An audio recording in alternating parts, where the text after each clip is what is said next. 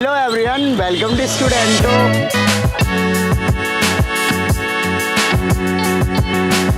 आज हम करने वाले हैं art in life of DSP Hina Khan ma'am के साथ।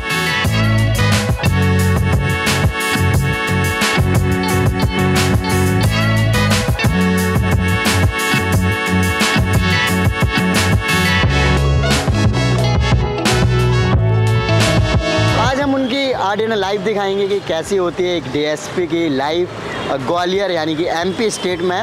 और इलेक्शन भी है आज स्टेट असेंबली के, तो वो भी एक इंटरेस्टिंग देखने को चीज़ मिलेगी कि किस तरीके से डीएसपी या फिर पुलिस ऑफिसर्स रोल प्ले करते हैं जो भी इलेक्शंस होते हैं।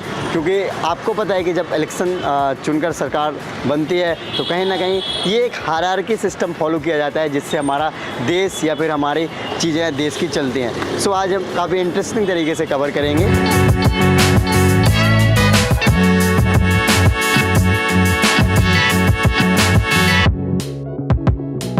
फ्रेंड्स, चलिए मिलते हैं हिना खान मैम से। तो चलिए मैम से मिलते हैं। हेलो मैम, नमस्ते।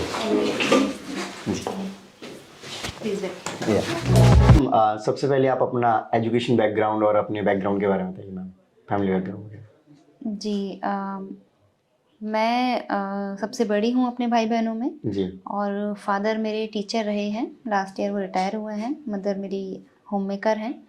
और गुना ज़िले का एक कस्बा है आरोन, वहाँ से मैं बिलोंग करती हूँ।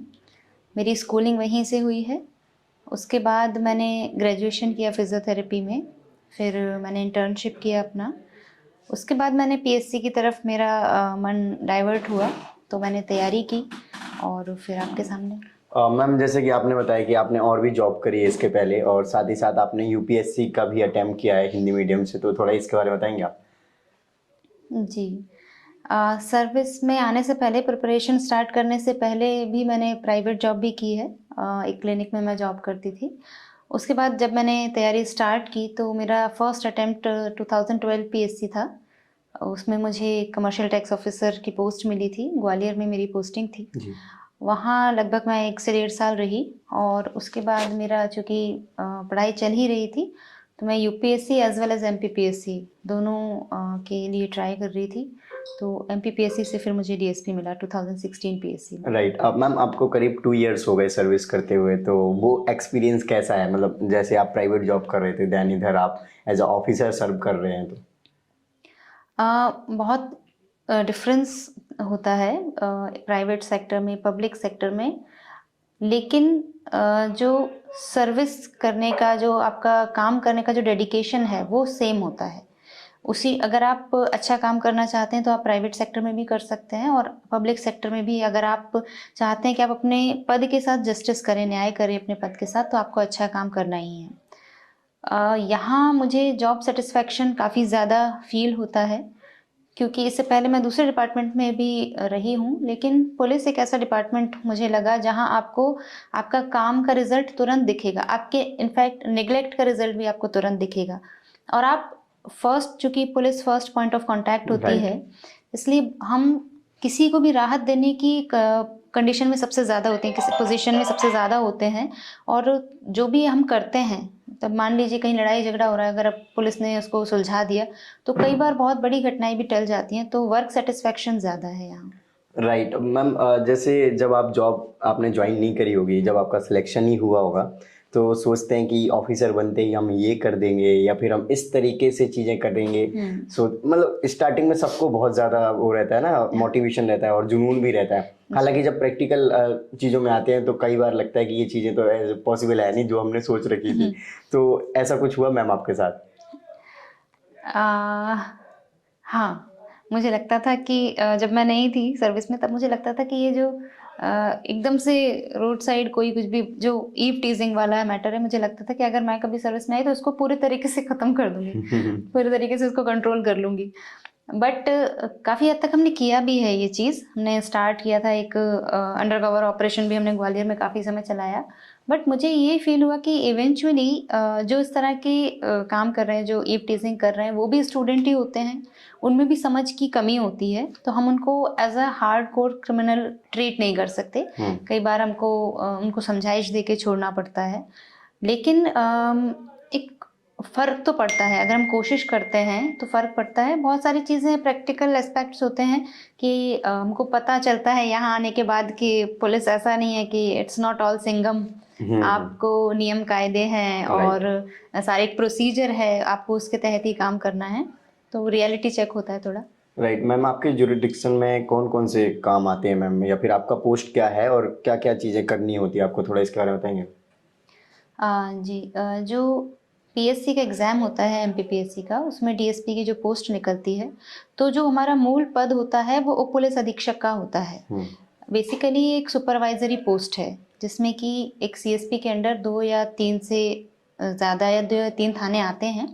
जब हम शहर में पदस्थ होते हैं तो इसको सीएसपी कहा जाता है, नगर पुलिस अधीक्षक।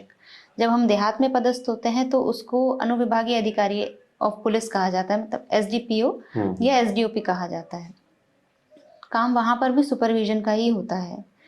मेन हमारा ये काम है कि जो हमारे अंडर हमारे जुरिस्डिक्शन में जितने थाने आ रहे हैं उनकी वर्किंग कैसी चल रही है उसको सुपरवाइज करना। राइट मैम, ज़्यादातर केसेस कई बार ऐसे भी होते हैं कि फेक एलिगेशन लगा दिए, या फिर जो क्रिमिनल है उसको जज करना काफ़ी मुश्किल हो जाता है, तो आप क्या टेक्निक्स यूज़ करते हैं, मतलब किस तरीके से जज करते हैं? ये किसी व्यक्ति को जज करना, मुझे लगता है कि ये अनुभव के साथ आता है। किसी भी पुलिस अधिकारी में मुझे लगता है कि एक इनबिल्ट सिक्स्थ सेंस जो है वो डेवलप हो जाता है समय के साथ, कि वो पहचानने लगता है कि ये व्यक्ति कल्प्रिट हो सकता है या नहीं हो सकता। बट इसका जो टेक्निकल एस्पेक्ट है, कानून के नज़रिए से हमें जज करने का अधिकार नहीं है। कानून के नज़रिए से हमारे पास जो आया फरियादी बनके, हमें उसकी रिपोर्ट दर्ज करनी है। तो इसमें पुलिस का डिस्क्रिशन नहीं होता, इसमें पुलिस का कोई विवेकाधिकार नहीं है कि हम एफआईआर दर्ज करें या ना करें। एफआईआर दर्ज होने के बाद बहुत सारा प्रोसीजर होता है, वो इन्वेस्टिगेशन का पार्ट होता है कि एफआईआर ट्रू है या फॉल्स है या आपको एविडेंस नहीं मिल रहा है, वो एक अलग पार्ट होता है। बट एज अ पर्सन हमको धीरे धीरे लोगों से मिलते मिलते समझ में आने लगता है कि हाँ, सच और झूठ का थोड़ा बहुत फ़र्क समझ में आने लगता है। राइट मैम, जैसे कि आप एक नॉर्मल स्टूडेंट थे और अभी आप पुलिस ऑफिसर हो, और जनरली क्राइम बहुत डिफरेंट तरीके के होते हैं, और कई बार ऐसे क्राइम भी होते हैं जिनको देखकर नॉर्मल इंसान मतलब डिस्टर्ब हो जाता है। तो कभी आपके साथ भी ऐसी सिचुएशंस आती हैं, या फिर आई हैं, तो धीरे धीरे अब कैसे इम्प्रूवमेंट हुई है और आप कैसे एज कह सकते हैं सक्सेसफुल ऑफिसर की तरह सर्व कर रहे हैं? वाकई में कई बार बहुत अजीब तरह की सिचुएशंस फेस करनी पड़ती हैं। जैसे कि स्टूडेंट लाइफ में मुझे नहीं लगता कि हम कभी भी ऐसी बॉडी देखते हैं कि यदि कोई ट्रेन से कट के किसी की डेथ हो गई है तो हम वो बॉडी नहीं देखते हैं। हम ऐसी चीज़ें नहीं। जब मैंने फर्स्ट टाइम जो बहुत इम्पैक्ट मेरे ऊपर रहा था, मैंने एक 7 डेज़ पुरानी बॉडी देखी थी, जो कि एक बंद घर में एक व्यक्ति की डेथ हो गई थी और उनकी बॉडी पूरी डिकम्पोज हो गई थी। तो मुझे ऐसे कहा भी मेरे स्टाफ ने कि मैम आप मत जाइए, बहुत बुरी कंडीशन में है, क्योंकि उसकी स्मेल इतनी सीवियर थी कि हम लोग 5-5 लेयर अपने फेस पे लगाए हुए थे, सैनिटाइज़र उसमें लगाया हुआ था, लेकिन वो स्मेल जो है वो बिल्कुल अंदर तक फील हो रही थी, बहुत स्ट्रॉन्ग स्मेल थी। बट उस समय मुझे लगा कि एज ए लीडर अगर मैं उस पोजीशन में हूँ, मैं उस टाइम थाना प्रभारी के रूप में मेरा जो टाइम था वो मैं पूरा कर रही थी। तो मुझे लगा कि एज ए लीडर अगर हम किसी चीज़ से डरते हैं तो हम अपने स्टाफ से कैसे उम्मीद करेंगे। अगर मैं उस बॉडी को नहीं देख सकती, नहीं छू सकती, तो मैं अपने स्टाफ से ये कहने की अधिकारी नहीं हूँ कि आप इसको हटाइए या इसको उठाइए। तो उस चीज़ ने, वो जो फीलिंग ऑफ लीडरशिप है, उस चीज़ ने बहुत डेवलप किया, गट्स को डेवलप किया, और जो फियर था उसको सबसाइड किया कि अगर मैं फियर शो करूँगी या मैं अपना अंडर कॉन्फिडेंट शो होंगी तो मैं अपने स्टाफ को कैसे मोटिवेट करूँगी। तो इसीलिए वो उस फीलिंग ने मुझे अपने आप कॉन्फिडेंस दिया, और फिर over the period of time जब इस तरह की चीज़ें बार बार आप देखते हो तो आप स्ट्रांग हो जाते हो।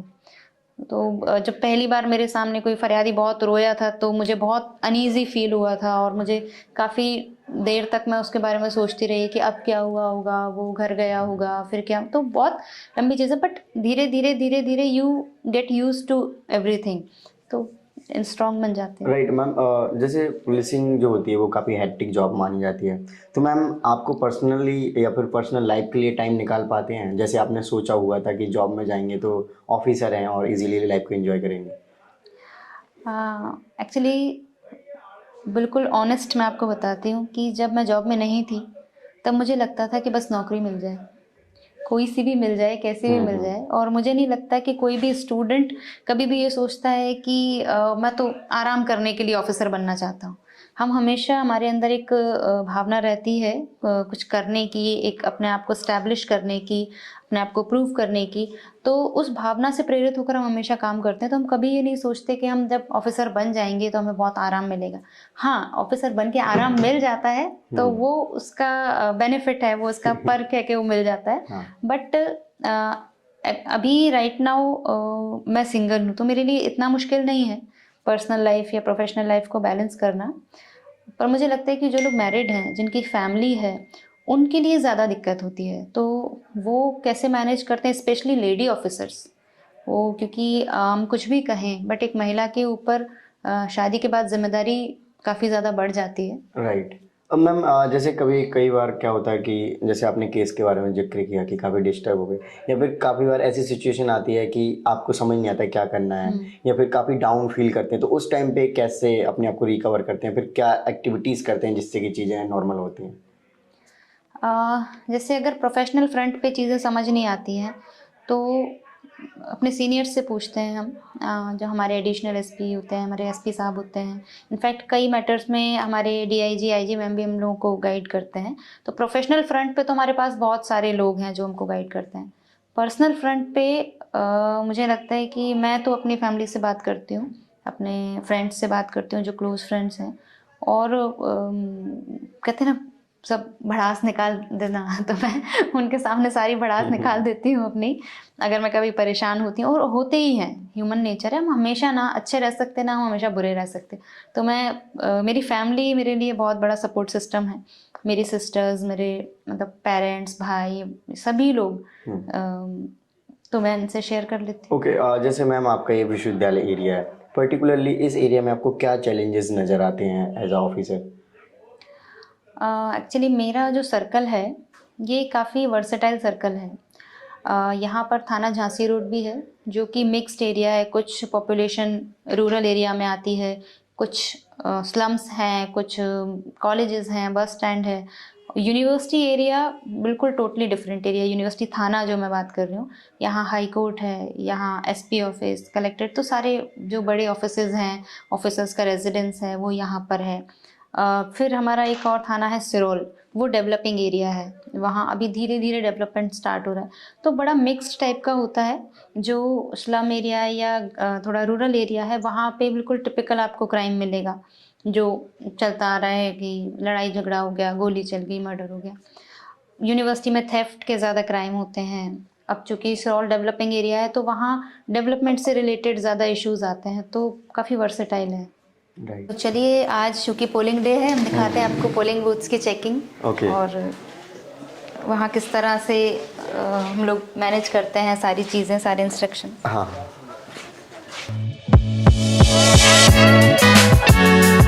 लोग आएंगे, हो सकता है कुछ लोग लेट भी हो जाएं, तो हो सकता है कि कुछ आपसे थोड़ा बहुत हॉट टॉक होने की संभावना बने।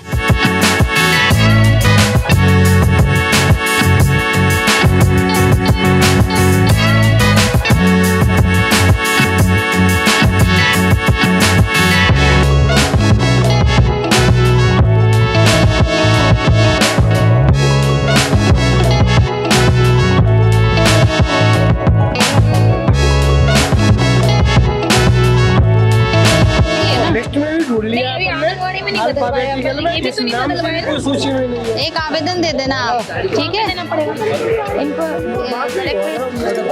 हाँ, नेक्स्ट ही होगा, लेकिन याद से करवा लेना, इसको ठीक करवा। आंगनबाड़ी में होते जैसे कि आप अलग अलग पोलिंग बूथ पर चेकिंग करने के लिए जा रहे हैं, तो क्या ये ज़रूरी है, नेसेसरी था कि जाओ आप ऐसे करके? बिल्कुल ज़रूरी है, क्योंकि आज सबसे इम्पोर्टेंट डे है, पोलिंग का डे है।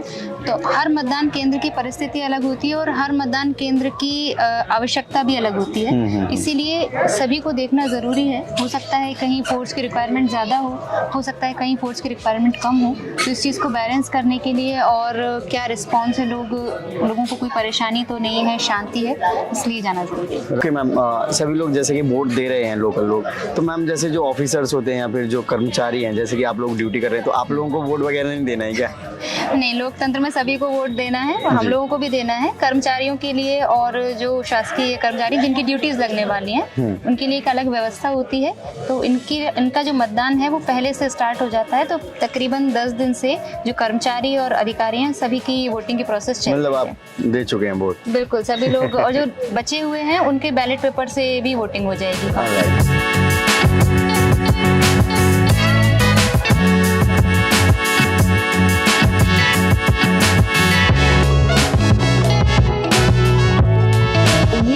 एक मतदान केंद्र है जो थोड़ा संवेदनशील है, क्योंकि शहर से थोड़ा सा, जैसे आपने देखा होगा, रोड थोड़ा सा बाहर की तरफ है और यहाँ 3 मतदान केंद्र हैं, इसलिए इसको थोड़ा हमने सेंसिटिव में रखा है। और यहाँ महिला पुरुष की लाइन अलग अलग कीजिए, आप लोग लाइन अलग करिए, महिलाओं की लाइन अलग, पुरुषों की लाइन अलग।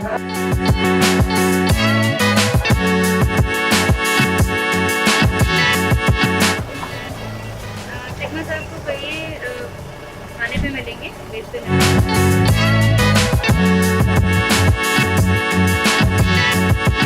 तुम पहली बार वोट डाल रही हो क्या? नहीं, सेकंड बार है।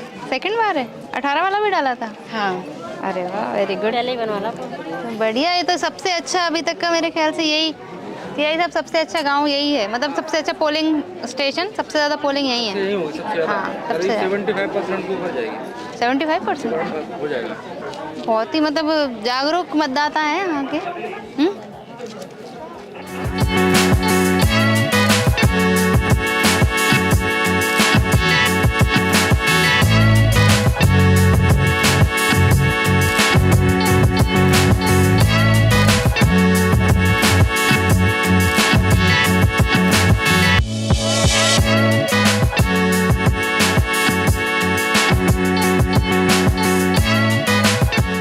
जैसे आज तो इलेक्शन था और काफ़ी मुझे भी अच्छा लगा, मैंने इतने सारे पोलिंग बूथ पर जाके आपके साथ एक्सपीरियंस किया कि किस तरीके से इलेक्शन होते हैं। और लिटरली अभी ये जो देख कर आए हैं ये तो एग्जैक्टली लग रहा है जैसे मूवियों में दिखाया जाता है जो इलेक्शन वाला सीन, लिटरली वही लग रहा था। और काफ़ी ज़्यादा संख्या में लोग इलेक्शन यानी कि वोट देने आ रहे हैं, तो ये काफ़ी अच्छा है। मे भी आप लोगों ने भी काफ़ी इसमें काम किया होगा कि लोगों को अवेयर करें कि वोट दें। तो मैम आपका कैसा आज का एक्सपीरियंस रहा वैसे, क्योंकि आपने भी मतलब हर रोज़ तो इलेक्शन होते नहीं है, तो आपका भी एक यूनिक एक्सपीरियंस रहा होगा।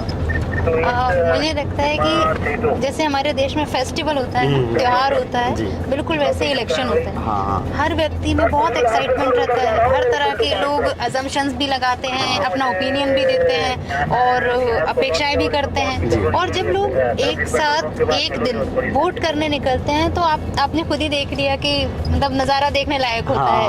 और आप देखिएगा ये लोग अपने आप से मतलब खुद आए हुए लोग हैं, इनको किसी एंटरटेनमेंट के लिए नहीं आए, किसी पर्पस के, बस एक ही मात्र पर्पस है कि वोट करना है। हाँ। और ये अपने आप में जब हम ऐसी ये देखते हैं ना चीजें, तो हमारा जो लोकतंत्र है और जो हमारी डेमोक्रेसी है उसके प्रति एक हमारी जो श्रद्धा है वो और बढ़ती है। एक जो विश्वास है कि नहीं, हमारा देश बिल्कुल सही दिशा में जा रहा है, हम बिल्कुल सही कर रहे हैं। हाँ। और बहुत अच्छा लगता है कि सभी लोग आते हैं और लाइन में लगते हैं, वोट कास्ट करते हैं अपना। और आपने देखा होगा कि बहुत से लोग सेल्फीज भी डालते हैं वोट के साथ। तो ये तो मुझे लगता है कि once in a lifetime type experience होता है।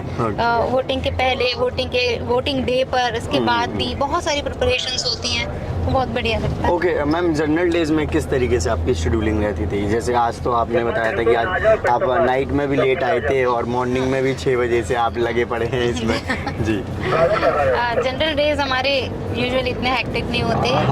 सुबह उठने के बाद हमारा एक कॉन्फ्रेंस होती है, आरटी टॉक होती है, उसके बाद ऑफिस टाइम होता है जिसमें ऑफिस चले जाते हैं, 10:30 to 11 ऑफिस पहुंच जाते हैं। और ऑफिस में काफ़ी सारा वर्क होता है, जैसे एज अ CSP मेरे पास इन्वेस्टिगेशन भी होती हैं, सर्टेन मैटर्स की, तो इन्वेस्टिगेशन रहती है। फिर अगर कोई इंसिडेंट हो गया है, कोई ऑफेंस हुआ है, तो उसके जो क्राइम सीन है उसको विजिट करना रहता है। लोग आते हैं काफ़ी, जो सीनियर वरिष्ठ कार्यालय वहाँ से शिकायत आती हैं, या लोग डायरेक्टली भी आके हमसे कंप्लेंट, किसी के कुछ ग्रीवांस है तो हमसे आके मिलते हैं। तो नॉर्मल डे पे तो ऑफिस प्लस फील्ड का मिक्सचर होता है। पेपर वर्क भी काफ़ी होता है। जैसे आज आपको कोई पेपर वर्क नहीं दिख रहा होगा, आज कोई पेपर वर्क नहीं है, आज बस फील्ड में रहना है और सब जगह देखना है कि क्या चल रहा है। ओके। चेकिंग वगैरह करी इतनी सारी बूथ्स पर जाकर, तो मैम आपको क्या लर्निंग्स मिली या फिर क्या आपने देखा कि डिफरेंट आपको लगा हो, या फिर क्या इलेक्शंस को लेकर गवर्नमेंट बार बार प्रमोट करती है कि इलेक्शन दीजिए, जितने ज़्यादा से ज़्यादा लोग दे सकें, चाहे वो किसी भी एज के हो, 18 से जो उनकी एज है, उसके बाद चाहे उनकी जितनी भी एज हो, तो उनको इलेक्शन देना चाहिए, ऐसे करके। सबसे अच्छी चीज़ मुझे लगी कि हर उम्र और हर तबके के लोग थे। जैसे आपने बताया कि वहाँ 18 साल के बच्चे भी थे, वहाँ 80 साल के बुजुर्ग भी थे, वहाँ दिव्यांग भी थे, महिलाएं भी थीं। आपने देहात के क्षेत्र में देखा कि महिलाएं घूंघट उन्होंने ले रखा था, लेकिन फिर भी वो वोट करने आई थी।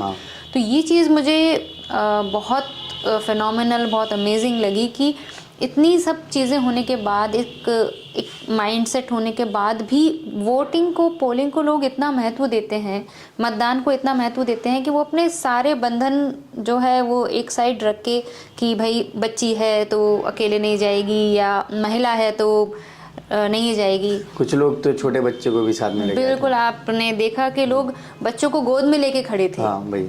तो आप उस समर्पण को देखिए, आप लोकतंत्र के प्रति लोगों की निष्ठा और डेडिकेशन। और मैम कहीं कहीं पे लाइन भी काफ़ी लंबी थी, तो मुझे लग रहा है कि एटलीस्ट 30 मिनट तो वेट करना ही पड़ा होगा, और लाइन में लगे वो काफ़ी टिपिकल हो जाता है कई बार।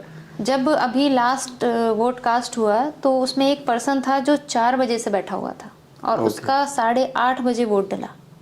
तब आप देखिए, आधा घंटा नहीं, लगभग 3.5-4 घंटे वो बैठा रहा लाइन में। और मुझे लगता है कि ये हमारे लिए बहुत, मतलब न सिर्फ आपके लिए एज अ पर्सन, मेरे लिए और हमारी जनरेशन के लिए बहुत बड़ी लर्निंग है कि हम कितनी जल्दी उत्साहित हो जाते हैं, या कितनी जल्दी हम इरिटेट हो जाते हैं। हाँ, हमें हर चीज़ फास्ट हमें हर चीज़ जल्दी, चाहे सक्सेस हो या फिर कोई भी चीज़। हाँ, हमें जिंदगी में हर चीज़ बहुत जल्दी चाहिए। लेकिन आप उन लोगों से देखिए कि सीखे, लेकिन हम उनसे सीखना चाहिए कि वो लगे हैं वहाँ लाइन में, और उनको पता है कि एक सर्टेन प्रोसेस हो रहा है, फिर भी पेशेंटली वेट कर रहे हैं, और उन्हें कोई, मतलब इस तरह का नहीं। हम, अगर आप और मैं होते तो शायद हम इतना पेन नहीं लेते कि भाई हम 4 घंटे सर्दी में बैठकर बाहर और सिर्फ वोट डालेंगे। तो मुझे ये चीज़ सबसे बड़ी लर्निंग मेरे लिए रही कि वाकई में इन्हीं लोगों से हमारे देश का लोकतंत्र चल रहा है। Right ma'am. फ्रेंड्स, आपने देखा कि मैम के साथ हम आज हमने आरडीएन लाइव शूट किया, और जितनी भी चीज़ें हो सकती थी, जो दिखाई जा सकती थी आज वीडियो में, वो ट्राई करी दिखाने का। और हालांकि कुछ चीज़ें ऐसी हो जाती हैं कि ये बहुत हेक्टिक शेड्यूल चल रहा था, तो कुछ चीज़ें स्किप भी हुई हैं, और जो जनरल शेड्यूल होते हैं उस तरीके से फॉलो नहीं हुआ। और हमने अर्लियर डिस्कस भी किया कि जनरल टाइमिंग में क्या करना होता है। तो डीएसपी ऑफिसर को, मैम का सीएसपी पोस्ट है अभी, तो कुछ इस तरीके से आपने देखा वीडियो रहा। सो आई होप आपको वीडियो अच्छी लगी होगी, तो इस वीडियो को लाइक करें। अभी तक आपने चैनल को सब्सक्राइब नहीं किया, चैनल को सब्सक्राइब कर लीजिए। जय हिंद।